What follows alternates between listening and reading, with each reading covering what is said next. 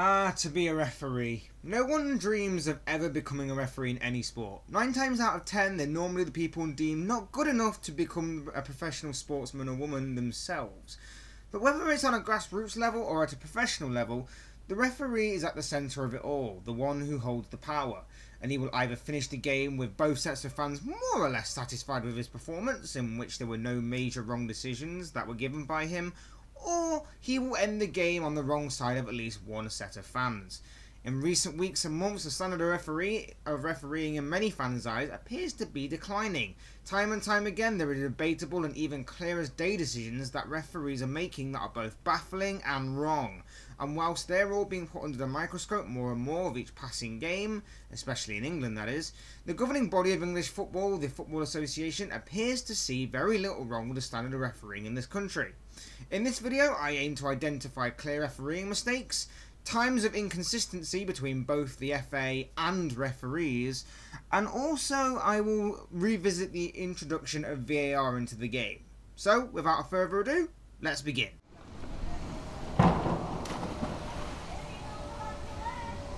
This is a problem that has been occurring more frequently in recent years. Normally associated with the foreign game, the illegal act of diving has been creeping its way into the English game for years now. And it's not just the amount of foreign players that have been guilty of doing it either, but the English players themselves have also begun adopting it as a way of conning the referee into giving them some sort of advantage. In the past, English players like Dele Alli and Ashley Young have been guilty of doing this, and whilst they may not have always managed to get away with it and fool the referee, it's still something that we do not wish to see within the game. Especially because these are established footballers playing in arguably the best league in the world, and these are people that we'll look up to and admire as role models who are not setting a good example with acts like this. The FA may not get a lot right, but one thing they have done and that I applaud is that they have attempted to crack down on this growing issue by taking action against those that successfully dive whilst getting away with it. In mid-October, the FA handed out their first suspension to a player for diving, and the first recipient of that was, drumroll please, Sean Miller of Carlisle United. He received a 2-game ban from the FA for successfully deceiving the referee, something that I believe isn't too difficult to do considering the standard of refereeing, but I digress. Within the next couple of months, the FA were on hand to suspend 2 Premier League players who were found guilty of doing the same thing. Omar Niasse of Everton and Manuel Lanzini of West Ham both were found guilty of successfully deceiving the referee, both winning penalties, with Niasse winning a penalty that helped Everton to a 2-2 draw with Crystal Palace, and Lanzini getting a penalty that helped West Ham to a 3-0 victory over Stoke City. On both occasions, the FA were right to give out the bans, but it comes as a little consolation to both Palace and Stoke, who have been punished with potential loss of points. It's good that the FA have tried to crack down on this issue so far. There's been very little controversy in how they've handled various incidents, with the exception being that other incidents in other games have gone unnoticed. For example, Demarai Gray of Leicester City won a penalty in their fixture in the Carabao Cup against Manchester City that was seen as extremely soft, but went unpunished by England's governing body.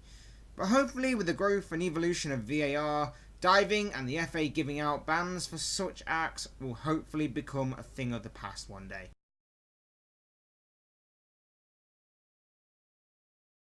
Sometimes in the heat of the moment, we all lose control and do something we regret, and on a football pitch, it's no different. Trust me when I say that I don't defend any of the actions these people did, but I'm just saying that in a single moment of letting out all your anger and frustration, it's something that can happen on a football pitch. But how the referee, linesman or fourth official hasn't seen the incident is beyond me. Take the Luis Suarez incidents for example. Yes, that is plural. When he was an Ajax player, he was found guilty of biting someone and was given a 7-game suspension because of it. This was back in 2010. Fast forward 3 years later, and the Uruguayan international evidently didn't learn his lesson, as he was sentenced to a 10-game ban for this time biting Branislav Ivanovic of Chelsea whilst playing for Liverpool. And then you think that's it. He's finally learned his lesson. Well, you'd be wrong, because he was punished for a 3rd time for the same incident, this time by FIFA, as he was found guilty of biting Jorginho Chiellini during the 2014 World Cup in Brazil, in which this time he was banned from football, all of football, for 4 months. None of these incidents were seen by the referees at all, and they were punished after the game, I might add. But the one thing I do have to applaud the FA for the 8-game ban is that a similar incident back in 2016 showed that they had some level of consistency there.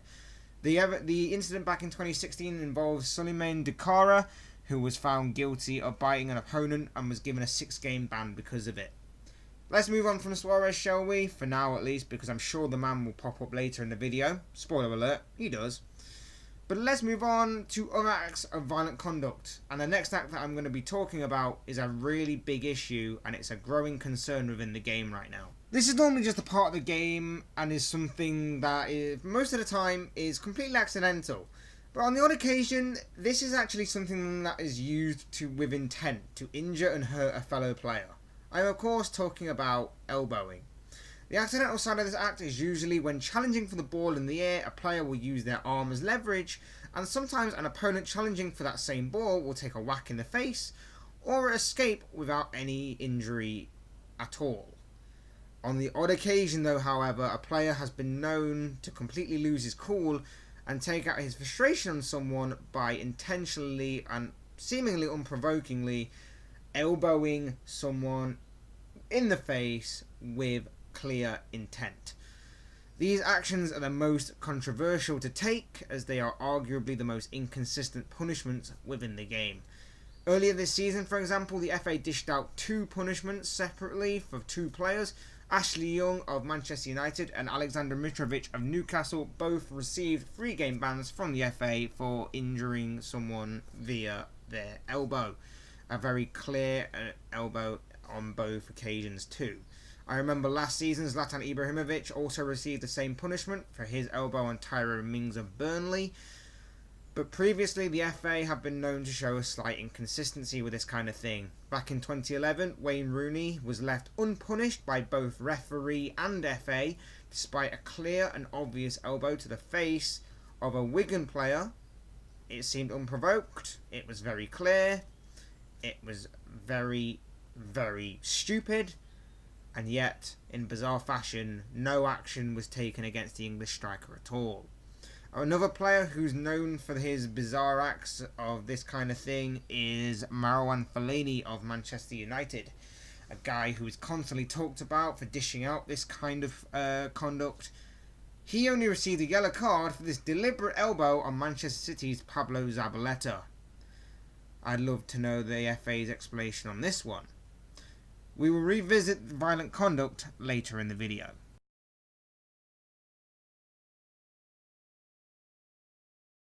If there's one rule that I wish the FA would clear up the most, it's that of the offside rule.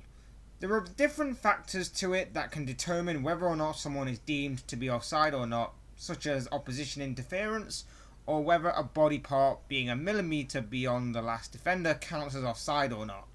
VAR's inclusion in the game has helped referees determine the outcome on a couple of goals already.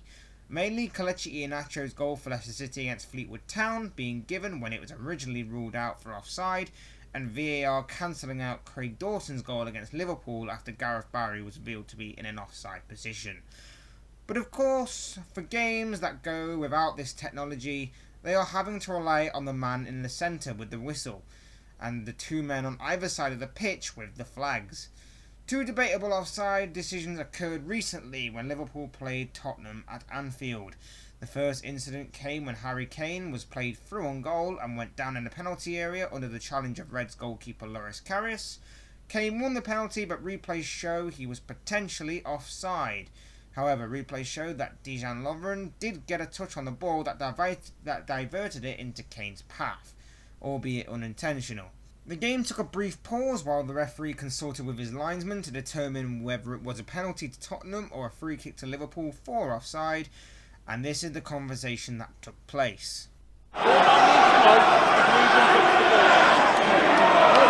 not touched the ball, he's offside, so he's talking off the penalty. If Lugan is touched, it has to be offside if Lugan has not touched the ball.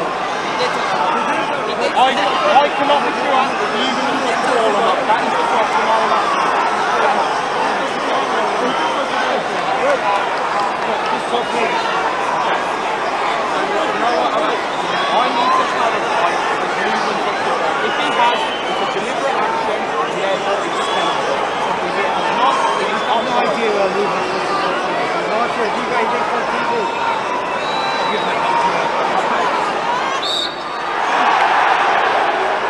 let me get this straight. By being completely unsure as to whether or not Lovren touched the ball, he gives the penalty anyway. Usually in an unsure situation, you normally give the benefit of the doubt to the defending team, but Spurs won the penalty regardless.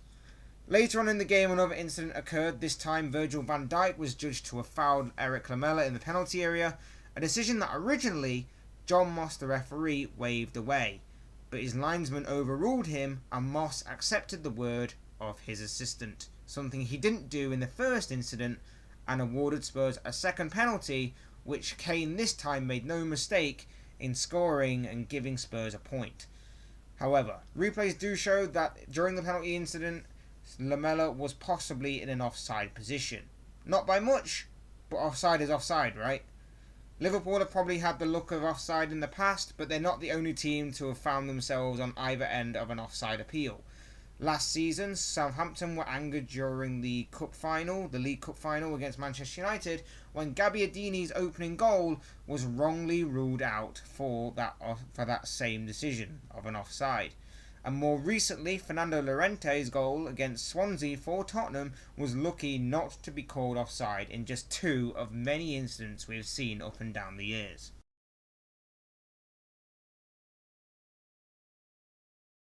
This has absolutely no place within football at all. But whilst we can continue to campaign against it and want to kick it out of the game, there are still going to be a minority of fans and players that will continue to ruin the game by using it. The most notable case of racism came within the English game during a Manchester United-Liverpool game in October of 2011.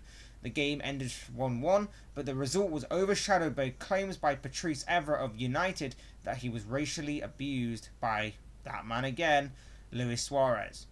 It was a lengthy investigation by the FA, taking up to a month, but in the end Suarez was charged with racial abuse, getting an 8-match ban and a fine in the process. A similar incident happened not long after that one, this time involving Anton Ferdinand and John Terry. Again, it was another fixture that was overshadowed by claims that Ferdinand was racially abused by Terry, and despite being more evidence to this than in the previous incident, even a video of Terry clearly saying a racial slur and being found guilty by the FA, he was only given a 4-game ban, half of what Suarez got. I don't agree with either incident, but I do find it strange that at the time, Suarez's incident had less evidence going against it than Terry versus Ferdinand. And yet, Terry only gets a 4-game suspension? Could be because he's English and England captain at the time, but that is completely up for debate. In 2018 alone, there have already been 2 incidents of racism and homophobia within the English game, and we're only in February, for God's sake. Jay Rodriguez of West Brom is currently being investigated by the FA after allegedly being racist towards Gaetang Bong of Brighton, a claim that Rodriguez has strongly denied. This came weeks after another incident involving Roberto Firmino and Mason Holgate came to light. Following Liverpool's victory over Everton in the FA Cup, Holgate alleged Firmino was racist towards him. This case seemed to be Holgate's word against Firmino's, but what came out of this completely backfired for Holgate, as now he is now being investigated by the FA for homophobic tweets he made several years ago, something he tried to defuse by deleting his Twitter account once those tweets began to gain notoriety within the online football community. We wait and see the outcome of both situations, despite this happening almost like a month ago, and obviously at the time of recording.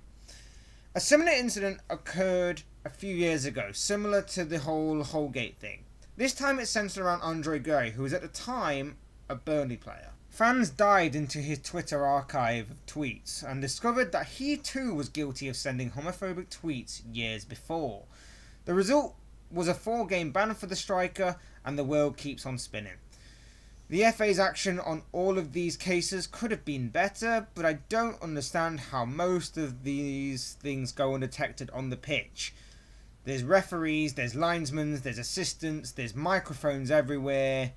I get that there's an odd chance that it could happen behind the referee's back, but for no one to pick up on it most of the time, it's quite baffling.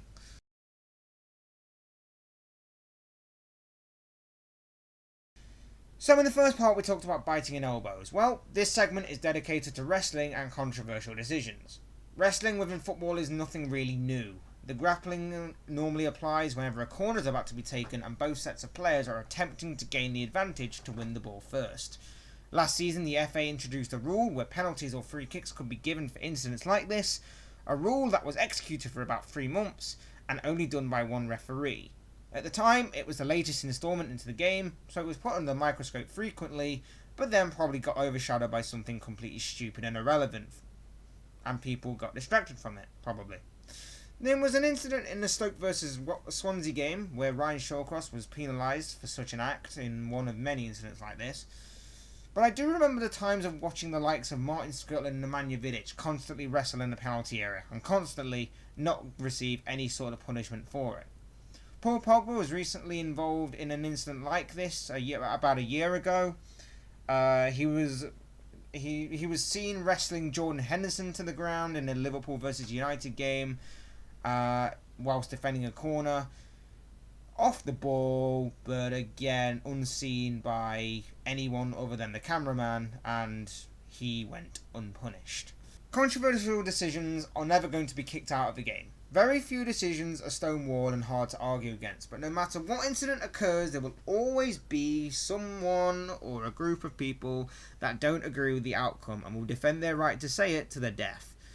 This season we've already seen plenty of controversial decisions, but one that sticks in my mind is that of Sadio Mane's red card against Manchester City for a kick to the City goalkeeper Ederson's head. It sounds bad when I say it like that, but if you see the incident, it's a 50-50 ball. Mane's foot is high, but he doesn't see Ederson rush out of his goal and then attempt to deal with it because his eyes are too focused on the ball that's hanging in the air. It may have been the right decision, it may not have been. I believe if it was against an outfield player, the referee would not be reaching for a red card. And that's a point backed up by the fact that Matt Ritchie of Newcastle was only given a yellow card for doing something similar against Swansea.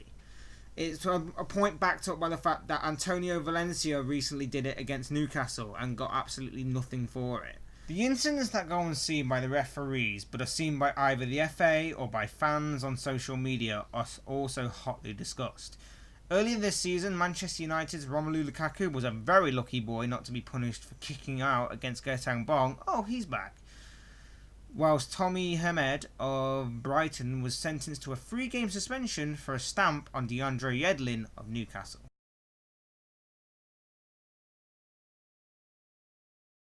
Handball is another unclear and controversial element to the laws of football. It can turn fans and pundits into being hypocritical, calling one incident one thing and then a similar incident the complete opposite.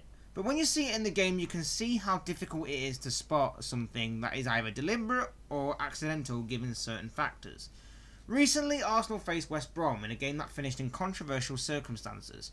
The referee for that game awarded West Brom a penalty for alleged handball by Callum Chambers very late in the game. The penalty was converted and as a result got the Baggies a point. Arsene Wenger was very angry over the decision and didn't hold back on the performance of the referee, earning himself a 3-game touchline ban because apparently pointing out a mistake by a referee who's representing the FA is the wrong thing to do and must be punished because you can't say anything bad about the FA at all, it seems. It was a terrible decision in hindsight and one that should be looked at, reviewed and then be discussed as to how to make this law a bit more clear to the supporters, the players and the match officials. Last season, Lauren Koscielny of Arsenal scored the winning goal for the Gunners against Burnley despite it coming off his hand before hitting the back of the net. And most recently, Abdoulaye Doucouré in the final minutes of the game handed, literally, Watford a point despite his goal clearly coming off his hand. Insane how neither linesman or referee didn't see these two examples. But there you have it. There was no VAR at the time, of course, and it's not like the FA could step in during or after the game to right the wrongs. But there you have it. Hey, did I just mention VAR? That was a pretty good segue into the next segment, actually.